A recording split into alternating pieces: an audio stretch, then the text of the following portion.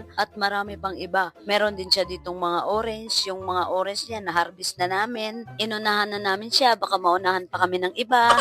Charis lang. Pero yung mga gulay niya, hindi na namin yan pinakialaman. Baka bigla kasi siyang dumating. Minsan-minsan, pasulpot-sulpot lang yan dito. Nangihiring kung anong mga galawan namin dito. Kaya di ko na pinakialaman yung garden niya. Bahala na siya dun maglinis. Kasi nag-harvest din yan siya minsan. Pag pumupunta yan siya, nag-uusap kami. Yung nag-greetings lang. Puro ano lang, yasas, yasas, kalispera, kalimera, kukuk, balakak. O, di ba? Napansin nyo yan, guys? May sapot pa ng kaka. Kaya ang dumi-dumi dito kasi walang nakatira. At ito naman yung view niya sa taas pag titingnan, di ba? Ang dami. Parang kinain na yung buong hagdanan ng anong halaman na to. Gumamela yata. Oo, gumamela. Comment nyo lang dyan sa baba, guys, kung anong pangalan ng halaman na to. Wala akong kaalam-alam sa mga halaman.